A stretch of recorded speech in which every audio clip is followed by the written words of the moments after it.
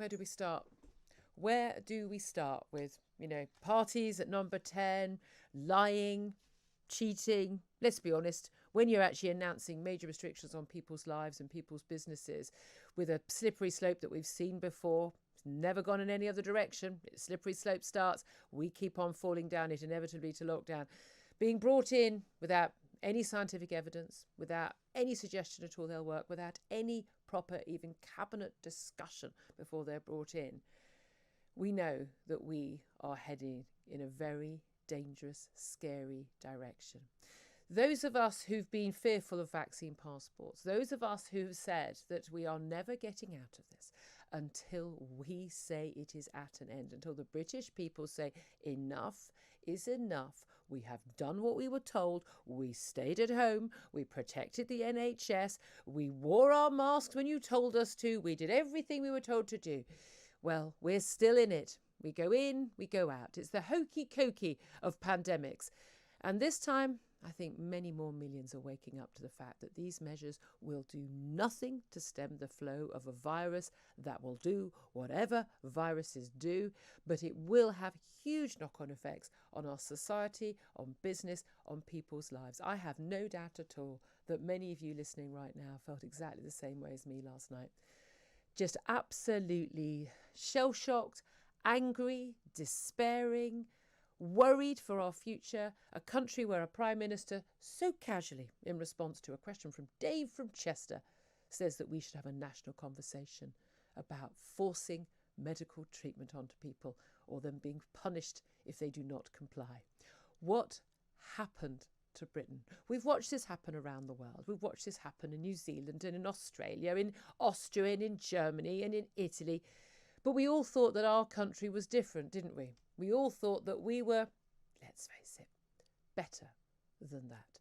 Well, I still think we are better than that. I don't think that we British people want to live in a society where people have to show proof of their medical records in order to go to a football match or to go to the cinema. I don't think we live in a country where people will just accept, just meekly, like sheep, stupid rules that are proven scientifically to make no difference to the spread of a virus, but do damage our ability to communicate, to enjoy life, and for people to make a living. I think that the British people are better than a conversation about mandatory vaccines. The slippery slope of saying, well, you're just selfish, you should get a vaccine because other people have got a vaccine, is a very, very dangerous road we do not want to go down. You think it doesn't affect you because you've been double jabbed? Well, you think a lot of those measures didn't affect you, like, masks in nightclubs didn't affect you. Well, pretty soon those measures will affect everybody again. I have no doubt at all that we are heading only in one direction this winter. And if you don't speak up now, when are you going to speak up?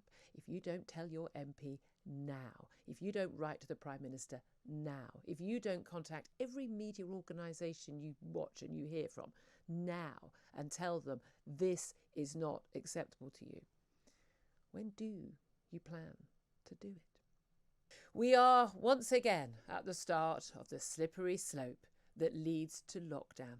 Please be under no illusion that that's the only direction that this goes in, because once again we're going to have measures now to save Christmas, and then in a couple of weeks' time we may have Christmas cancelled to save the new year, or Christmas will be allowed, but as punishment for Christmas in January we'll go into more restrictions.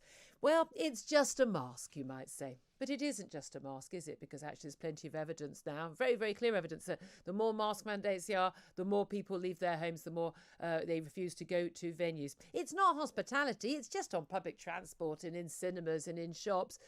Well, when will it extend to hospitality? You can work from home. It's not a big deal, except we know massive hit to the economy from people working from home, quite apart from the total lack of work done by many millions pretending to be working from home. We know who you are in your pyjamas, the people who don't answer the phones at pretty much any business or any local council in the last 20 months.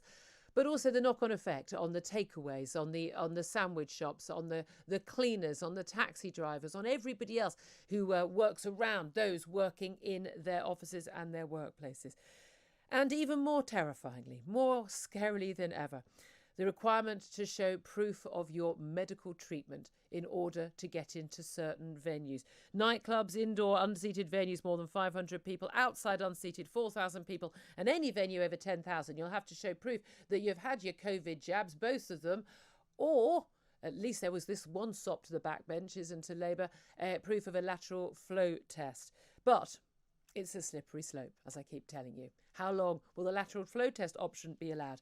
Especially when the Prime Minister, oh so casually yesterday at his press conference, in response to a question from Dave in Chester, asking about when we would have mandatory vaccines, that he said, well, he didn't want a society that was forced to have vaccines, but we need to have a national conversation about ways to deal with this pandemic. We don't need a national conversation about changing every single thing about our society, allowing the government to have the final say over what medical treatment we have, punishing us if we don't get the right medical treatment. Yes, the vaccines work. I implore anybody at any reasonable risk from COVID to get the vaccines and get your boosters. But it's entirely up to you whether you do. We were not put on this planet to protect the NHS. That is not our sole purpose in life. We have a right to live, to love, to walk freely, to earn living, to live our lives and see who we want to see. It's about time that everyone else realised that as well. These COVID measures brought in will not do a single thing to tackle COVID, to tackle Omicron, to save lives, to prevent hospitalisations or save the NHS. The government knows that, but they did it anyway. It's time for everyone to start asking questions. Why? Is this still about a virus?